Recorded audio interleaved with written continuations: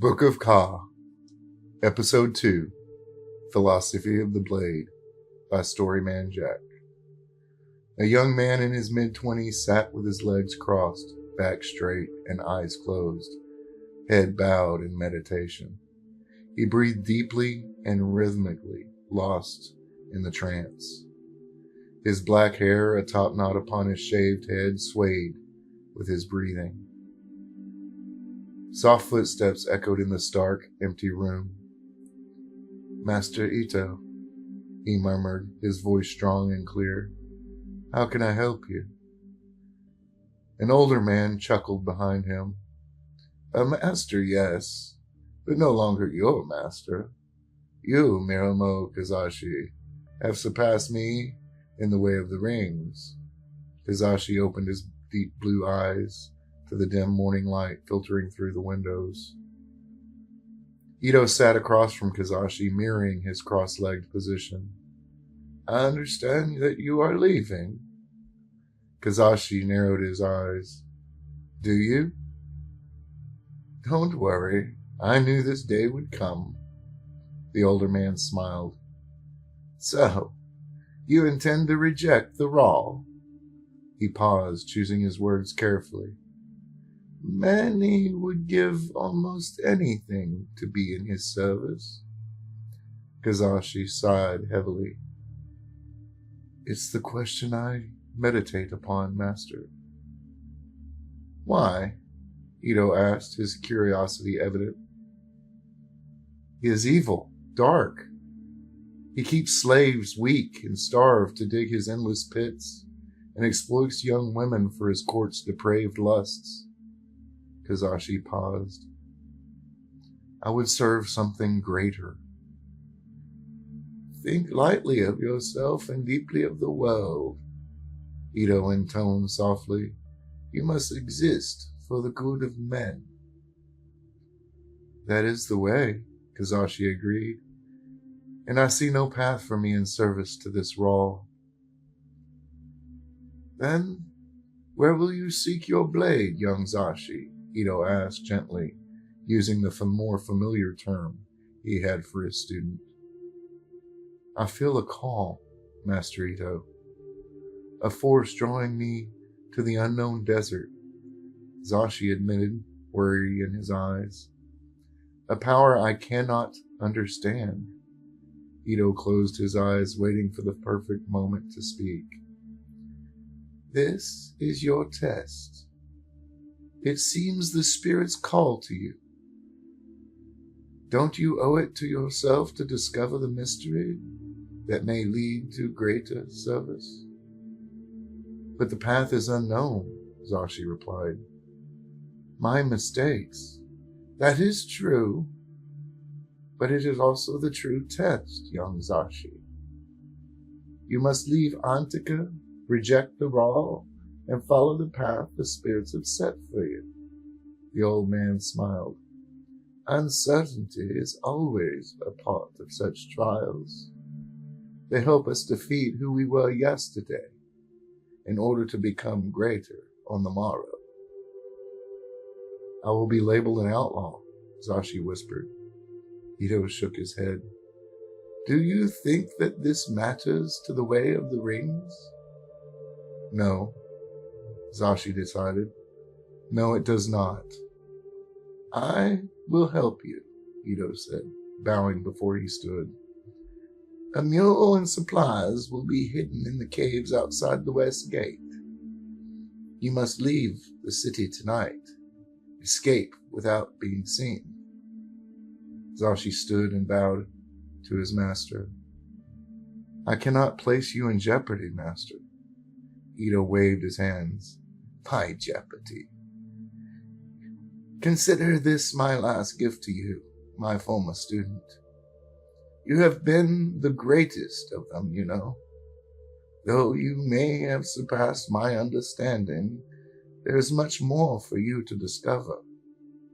It would be an honor to help you start this last trial.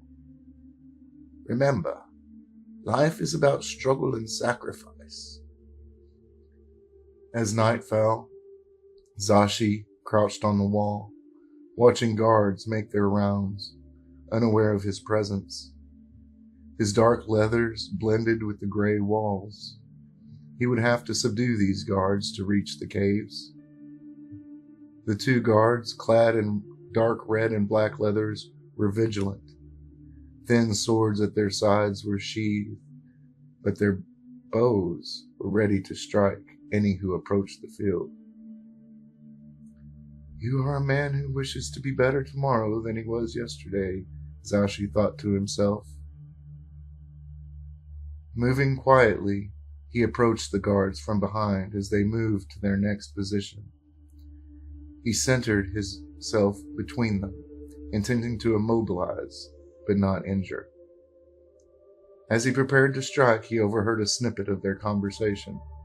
"The Rhal's furious," one of the guards muttered. "He's doubled the patrols and sent for a Triad. They'll be here by dawn." Zashi's heart pounded. The Triad, 3 of the Rhal's most skilled hunters, would be on his trail. His escape window was shrinking rapidly. He moved fluidly, striking up into the first guard's armpit with a stabbing motion of his hand. Without waiting, he pivoted and punched the second guard at the top of his neck. Striking the pressure points, both men dropped soundlessly to the stone ramparts. He checked their pulses, satisfied they wouldn't die. He prepared to drop the 20 feet to the sandy rock outside the city. He slowed his descent, catching his hands and feet on the rock face. Dropping 20 feet, he landed with a jolt and moved quickly toward the caves. But the shifting sands and biting winds made progress slow and arduous. Each step felt like a struggle against his call, his doubt heavy upon his person. "You must study more than one world to understand the universe," he murmured to himself as he began his mile trek toward the caves. Zashi found the mule and a small cart packed with clay jugs of water waiting in the caves. Ito had even provided dung for burning and a canvas for shelter among the supplies. He also found dried meat and fruit. The dark gray stone of the cave made Zashi feel safe, tempting him to stay and meditate. But he knew the time for meditation would have to wait. The Triad was on its way. The guards would be discovered by now, and others would be sent to find the perpetrator. He took the lead for the mule and began to walk. The mule seemed to want to stay put, however. "Come now," he tugged, but the animal remained resolute. He moved back to the stubborn mule, smiling as his frustration faded. "What is it you need?" he asked the beast, offering a piece of dried fruit. The mule took the fruit and chewed happily. "We're in this together. Now come. We have a long journey." The mule followed without the lead even growing taut, and they made their way into the night-shrouded desert. Something sounded behind him, and Zashi stopped to listen. There was someone else out there, he was sure, and he waited but heard nothing more. "Perhaps my imagination," he told himself, continuing into the night. He walked at a pace that would allow him to continue long into the day. As he traveled in the darkness, Zashi reflected on the path that had brought him to this silent and blasted waste. Myramo Kazashi was given to the Order of the Rings by his parents, who could not feed yet another child. He was 6 years old when he joined. Though he had come to terms with this abandonment, the memory still hurt him. He now understood it was their attempt to give him a life beyond hunger and poverty. Otherwise, he might have ended up with an iron ring, digging in the pits for a short life of toil. Zashi excelled at his studies of the way of the martial skills the Order of the Rings taught. His parents didn't know that joining the Order would lead to servitude under whatever Rhal ruled the citadel in Antica. The better he became, the more the Rhal would take notice. Every fight won, every achievement in understanding the philosophy of the rings drew him closer to becoming a henchman. Such a life was a stark contrast to the ideals of the way. He could not pretend otherwise. Zashi took the lessons in pain and physical training to heart, just as much as the philosophical lessons. They beat him daily with a slab of wood, turning his arms, legs, and torso black and blue with numerous contusions and bruises. It was necessary, they suggested, to help his body to adapt and endure harsh blows from an opponent. They ran him to exhaustion and required him to carry stones across the courtyard, strengthening his body as he grew. He remembered the pain with fondness. It had driven him to be better, to understand the way of the ring so completely that any amount of pain or tribulation could not break him. Perhaps that was the true necessity of pain, and he continued his physical trials even after Master Ito chose him for martial and melee arts training. He remembered Master Ito when he stood over him, a young Kazashi struggling to lift the heavy stone. The weight of the stone is not just physical, Zashi. It is the burden of your fears and doubts. Lift it, and you lift your spirit. Years later, those words echoed in the young man's mind as he faced his decision to leave Antica. Master Ito placed a hand on his shoulder in the memory. When I was your age, I too was faced with a choice. I chose safety and regret it to this day. Do not make the same mistake, Myramo Kazashi. The world needs your courage. Master Ito had brought all those lessons of pain and knowledge into harmony. And Zashi understood his place, finding peace through daily failures and rapid progress. A sound in the darkness snapped Zashi out of his memories. Someone was indeed out there, following him. Looking up at the night sky, he realized he'd been walking for almost 5 hours. He tied the mule to a rock jutting from the ground and moved away from the cart to start a small fire with the dung that was provided. He sat on the cold earth, facing away from the coarse desert wind, crossed his legs, and began to meditate, or so it seemed. His quiet watcher approached the cart, and Zashi couldn't tell if he heard or felt her approach. How he knew it was a girl he did not know. He spoke quietly out into the darkness. There is water in the jugs on the cart. You're welcome to some, but please do not waste it. I have a long journey ahead of me. The girl stopped. The silence of the dark desert was broken only by gusts of dry, cold wind. Nights in the desert were as cold as the days were hot. You're one of those monks that work for the Rhal, she said, her tone accusatory.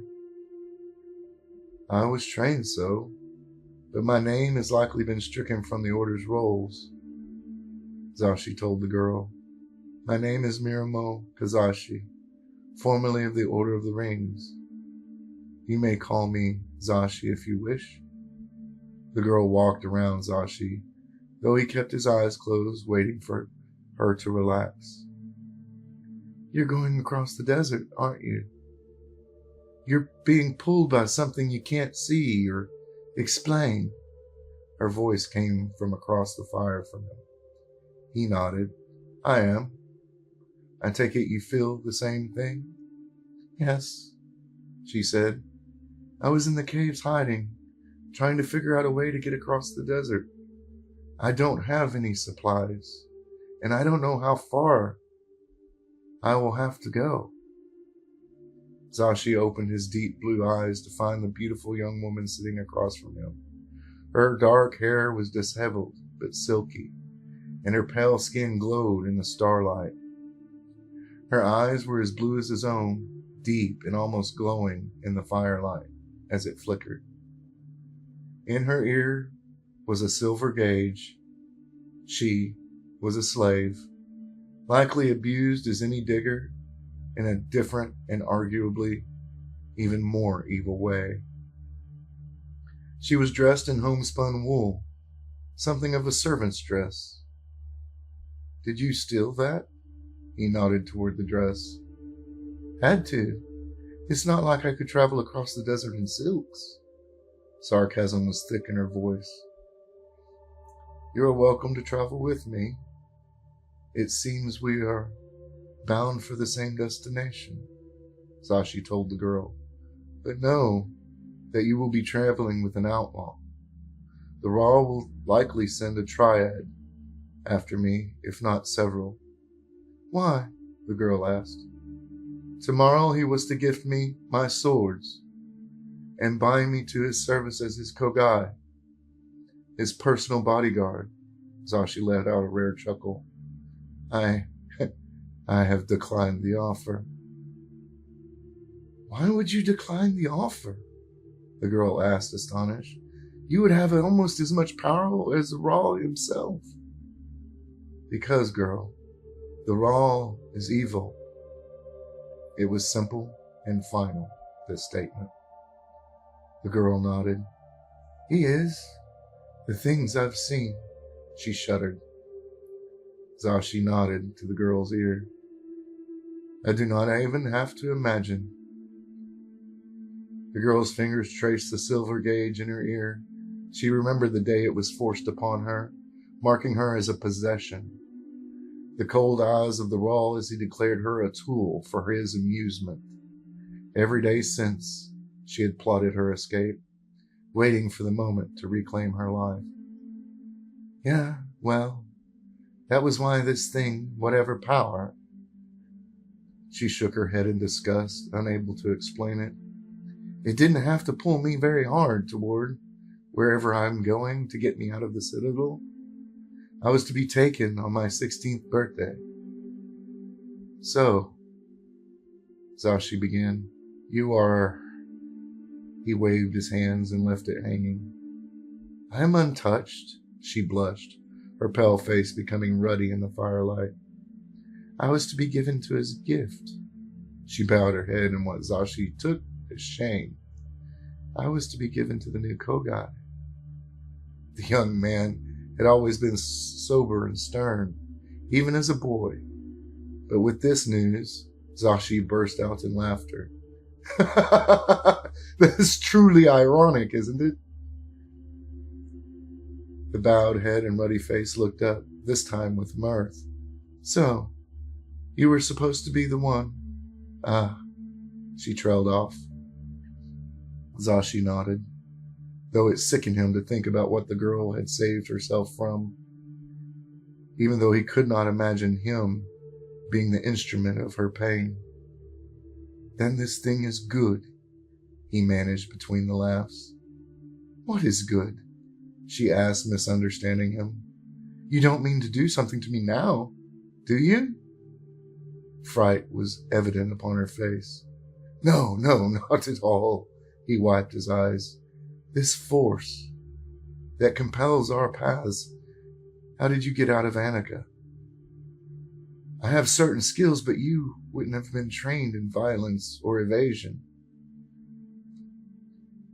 She shook her head again. It was like a dream. There are 30,000 people in Antica, but I'd never seen the outside of the Citadel itself. There are caves in the pits that lead to the southern desert. I'd heard about a boy, a little red-haired child, who wandered out and was lost into the waste. I thought, perhaps, if he could find a way, so could I. Zashi nodded. The tunnels connecting the Citadel and the pits and their slave quarters would have been a good way out. He'd considered it even, but discarded the notion, assuming that he'd be seen by the diggers themselves and their harsh overseers, who were always working at all hours. Yeah, she said, noting his expression. No one saw me. No one heard me. It was strange. As I said, like a dream. I floated out like a ghost. What is your name? Zashi asked. The girl remembered her mother's embrace and the smell of fresh bread in their small home before she was taken. Those memories anchored her during the darkest days in the Citadel and training. Winn is the name they gave me when they took me from my mother, she told him quietly. But she always called me Shido. Which do you prefer? Zashi smiled, trying to be encouraging. I cannot keep calling you girl. The girl shrugged. I have gone by Winn for so long. She paused. I don't know. Do you know that Shido means shadow in the old tongue? He told her, and seeing her expression added, but I suppose you could keep that word a secret. Your special name from your mother. The girl smiled, an almost sly smile, crooked at one end. I like that. Can you walk, Winn? Zashi asked. Yeah, she said, looking back toward the way they'd come. Maybe we should get as far away from Antica as we can. And she got to her feet. Their journey into the night became a desperate struggle against the elements, each step fraught with danger. The Triad would soon be on their trail, and the desert itself seemed determined to thwart their escape. But Zashi pressed on, driven by the same force that had called him to his path, determined to find their destiny beyond the shifting sands.